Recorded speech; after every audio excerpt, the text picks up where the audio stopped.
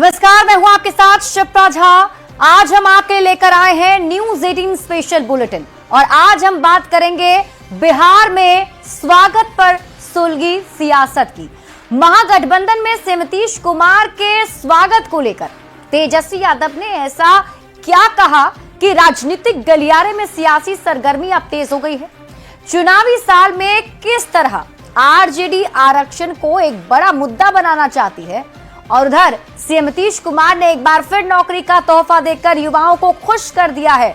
और अंत में देखेंगे कटिहार बाल सुधार गृह की घटना मुजफ्फरपुर बालिका गृह कांड से कितनी मिलती जुलती है।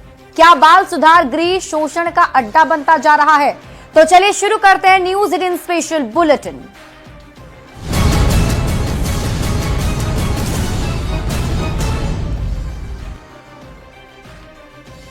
और अब बात तेजस्वी यादव के उस बयान की जिससे बिहार की सियासत गर्मा गई है। महागठबंधन में से नीतीश कुमार के स्वागत को लेकर तेजस्वी यादव ने दो टूक जवाब दे दिया है।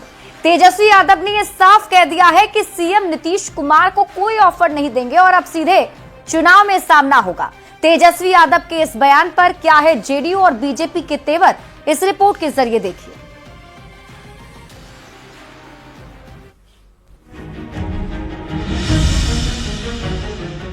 सीएम नीतीश को आरजेडी से ऑफर, महागठबंधन में सीएम का स्वागत या मुख्यमंत्री के लिए आरजेडी के दरवाजे हमेशा खुले रखना।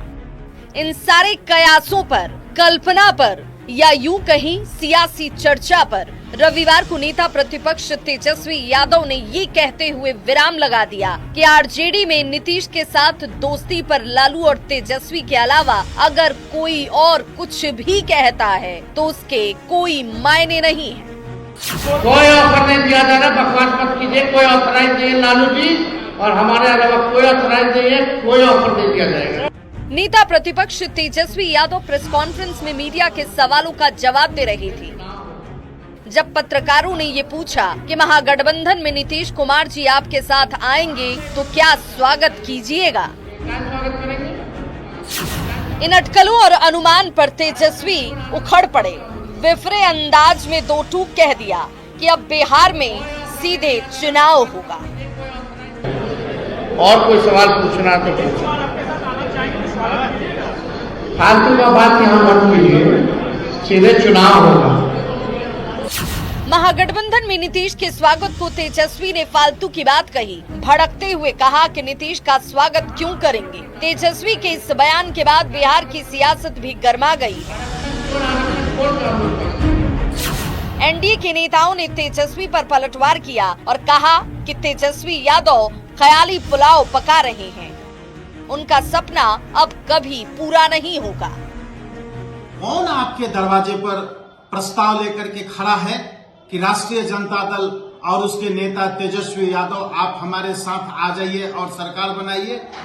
नीतीश कुमार जी ने स्पष्ट इस बात को सार्वजनिक तौर पर कहा कि वो अब जीवन में दोबारा आरजेडी के साथ नहीं जाएंगे।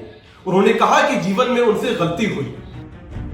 सीएम नीतीश कुमार भी कई बार इस बात को दोहरा चुके हैं कि 2 बार उनसे गलती हुई, अब वो कहीं नहीं जाने वाले हैं। हालांकि चुनावी साल की शुरुआत ही लालू के उस बयान से हुई थी जिसमें आरजेडी सुप्रीमो ने नीतीश के लिए दरवाजा खोले रखने की बात कही थी। बाद में मीसा ने भी लालू के बयान का समर्थन किया और सीएम नीतीश को गार्जियन बताते हुए स्वागत की बात कही थी। लिहाजा अब देखना होगा कि नीतीश पर डोरे डालने की सियासत आगे क्या मोड़ लेती है।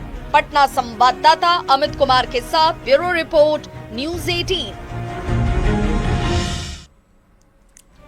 और देखिए, नेता प्रतिपक्ष तेजस्वी यादव ने आरक्षण के मुद्दे पर आज नीतीश सरकार को जमकर घेरा। तेजस्वी यादव बिहार में 65% आरक्षण सीमा पर रोक को लेकर धरने पर बैठे। तेजस्वी यादव ने कहा कि आरक्षण की लड़ाई सड़क, सदन और सुप्रीम कोर्ट तक लड़ेंगे। वहीं तेजस्वी यादव के धरने पर एनडीए ने सवाल खड़े किए हैं।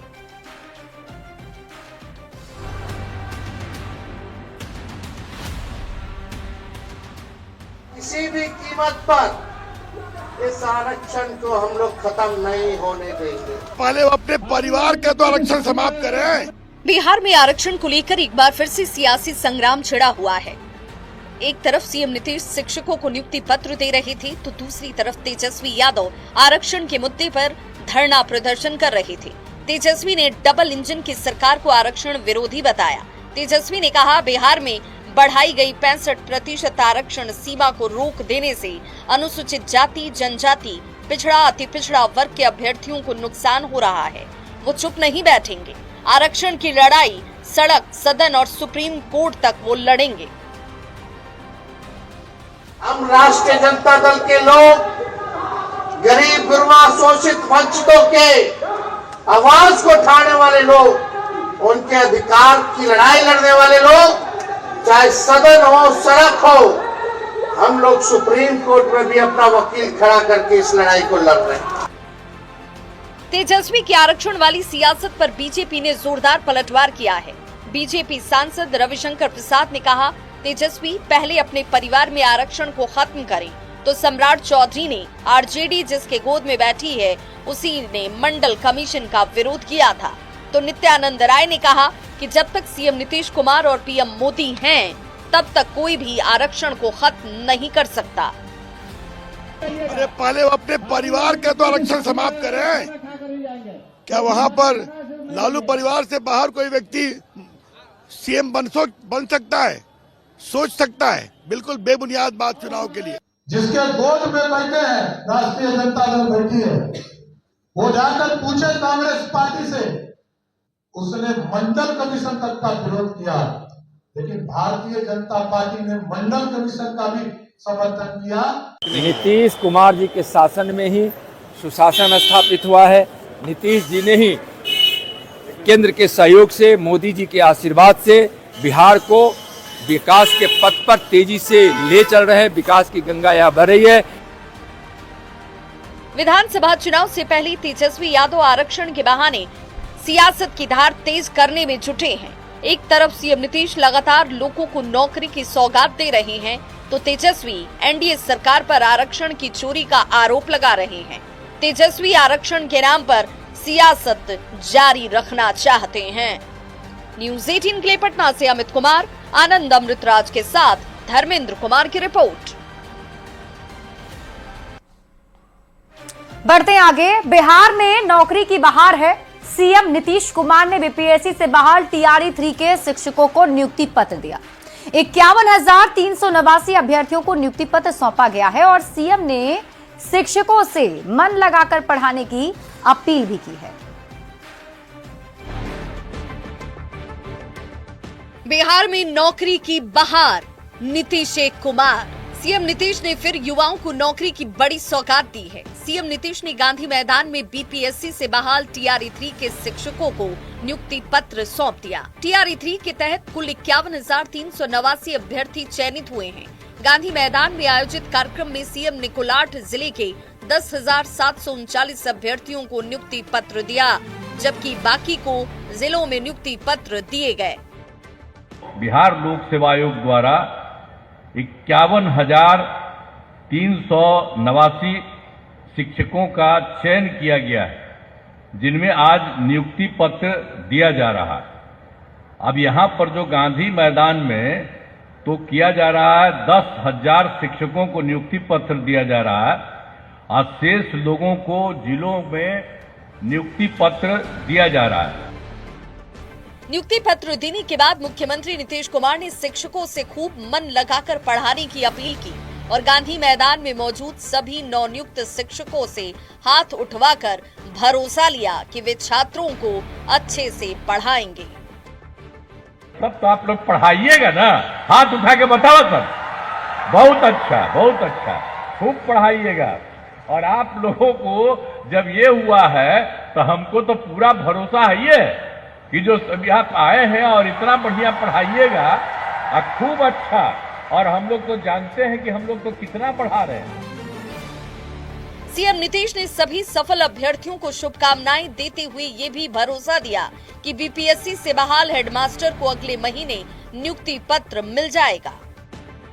बीपीएससी द्वारा नियोजित परीक्षा में 42,918 हेडमास्टर भी पास हुए।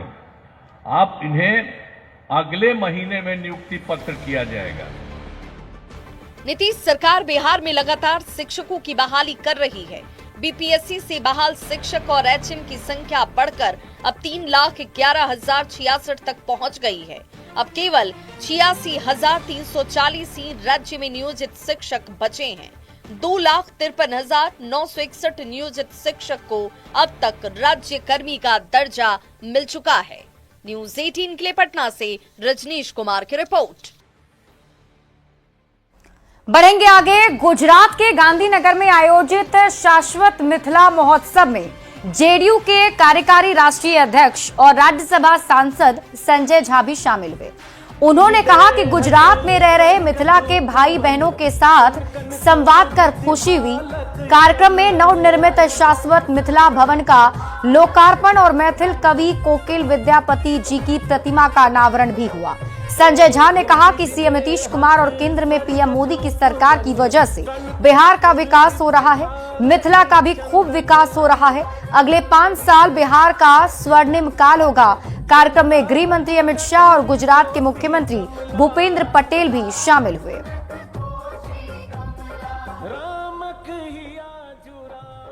बोर्ड का अखन कमला बाबू कहते रहे मखाना बोर्ड का गठन भेले आ मखाना बोर्ड का गठन ठीक है। मखाना कनी महंगा भ सकै छै, लेकिन अहाँ ई बात याद रखबे जे अगला 3 साल में देश में एग्रीकल्चर प्रोड्यूस में ई बोर्ड जो बनले हाँ मखाना सबके थारी में देश और दुनिया में अगला 3 साल में पहुँच जेतै। मखाना के जते देखै छी हम सब जे ओकर डिमांड भ रहल छै आ सरकार बिल्कुल एहि पर काज कर रहल छै। बहुत पैघ काज मखाना के लऽ कऽ ई भेलै हाँ। हमरा नहीं जानकारी है जे अहाँ सबमे कते लोग मिथिला हाट गेलिए। किछु लोग जरूर गेल हेबै मिथिला हाट जे बनले हाँ आ नहीं गेलिए तो एक बेर जरूर जाके मिथिला हाट के देखबे। बिहार बदल गए अब बहुत। हम लंबा भाषण नहीं दे, बिहार बहुत बदल गए हाँ। ई जे 5 साल छे नरेंद्र मोदी जी के केंद्र में और नीतीश कुमार जी के बिहार में, ई छे स्वर्णिम काल बिहार के वास्ते। याद रखबे ई चीज। एखने छे बिहार के असली जे चेंज छे अगला 5 साल में बिहार में हेतै। ई डबल इंजन के सरकार जे काज करना शुरू कलके हैं तो। और अब बात राजधानी पटना में हुई उस बड़ी वारदात की करेंगे जिससे पटना पुलिस की कार्यशैली पर सवाल उठ रहे हैं। 2 बेखौफ अपराधियों ने पिस्टल के बल पर मेडिकल दुकान में लूटपाट की वारदात को अंजाम दिया और बड़ी आसानी से चलते बने। ये पूरी वारदात सीसीटीवी कैमरे में कैद हो गई है, जिसे देखकर आप भी दंग रह जाएंगे। ये रिपोर्ट देखिए।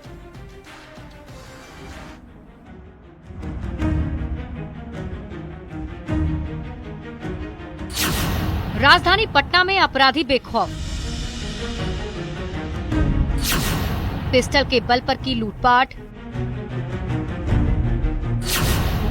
मेडिकल दुकान को बनाया निशाना, मारपीट कर पैसे मोबाइल ले भागे। मेडिकल दुकान में घुसे 2 अपराधियों की ये तस्वीर राजधानी पटना की है। ये अपराधी दुकानदार पर हमला कर रहे हैं, मारपीट कर रहे हैं, पिस्टल से वार कर काउंटर से कैश और पॉकेट से मोबाइल लूटकर भाग जा रहे हैं। गन वाले गुंडों के सामने दुकानदार दिलेरी दिखाता है, हार नहीं मानता है। निहत्था होने के बावजूद भी अपराधियों से 2-2 हाथ करता है, लेकिन अंत में 2-2 बदमाशों से भिड़ना उसके लिए मुश्किल होता है और दुकानदार हार मान लेता है। लूटपाट की पूरी घटना गर्दनीबाग के अनीशाबाद की है, जहां खोजा इमली के पास क्लिनिक में लूट की वारदात को इन अपराधियों ने अंजाम दिया है। ये पूरी वारदात मेडिकल दुकान में लगे सीसीटीवी कैमरे में कैद हुई है। तस्वीरों में दिख रहा है कि किस कदर ग्राहक बनकर आए अपराधी अचानक दुकानदार पर हमला बोल देते हैं और बंदूक निकालकर गोली मारने की कोशिश करते हैं। हालांकि दुकानदार हिम्मत नहीं हारता, वो पिस्टल पूरी मजबूती के साथ पकड़ लेता है। तभी दूसरा बदमाश मेडिकल के अंदर घुसता है और गले से पैसा निकाल लेता है। मेडिकल दुकान में लगभग 3 मिनट तक अपराधी लूटपाट मचाते रहे और काउंटर से कैश, दुकानदार की पॉकेट से मोबाइल लेकर भाग निकले। इतनी देर में कोई आसपास भी नहीं पहुंचा। अंत में बदमाश बड़ी आसानी से चलते बने। दुकानदार ने पीछा करने की कोशिश की, मोबाइल मांगा, लेकिन अपराधी कहां हाथ आने वाले थे। ऐसे में बड़ा सवाल खड़ा होता है कि राजधानी में अपराधी ऐसे बेखौफ घूम सकते हैं तो फिर दूसरे जिलों में कानून का क्या ही डर होगा। पटना संवाददाता संजय कुमार के साथ ब्यूरो रिपोर्ट, न्यूज 18।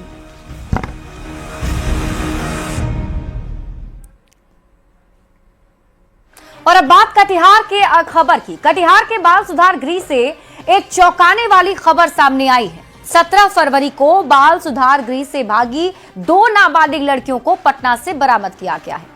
इन लड़कियों ने सुधार गृह पर गंभीर आरोप लगाए हैं, जिसने पूरे सिस्टम पर सवाल खड़ा कर दिया है।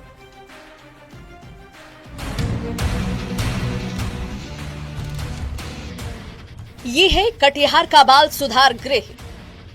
इस 4 दीवारी के पीछे उन बच्चों को रखा जाता है जिन पर आपराधिक आरोप हैं या उन्हें किसी जुर्म में दोषी पाया गया है। उनके आचरण को सुधारने के लिए उन्हें यहाँ रखा जाता है। इस पर चाक चौबंद व्यवस्थाओं के बीच इन ऊंची 4 दीवारियों के पीछे क्या हो रहा है, इस पर सवाल खड़े होने लगे हैं। इसी बाल गृह से भागी 2 नाबालिग लड़कियों ने आरोप लगाया कि बाल गृह में उनके साथ बदसलूकी होती थी, उन्हें नशीली दवाएं खिलाई जाती थी। हम लोगों को वहाँ पर कोई दवा खिला दिया जाता था, हम लोगों को पेट में दर्द होता था, पूरा बॉडी पेन होने लगता था, सुबह खाना ठीक से नहीं मिलता था। ये सब जो बोला गया, हम बोले कि ये तो ऐसा, इसलिए हम लोग यहाँ से भाग करके पटना चले गए।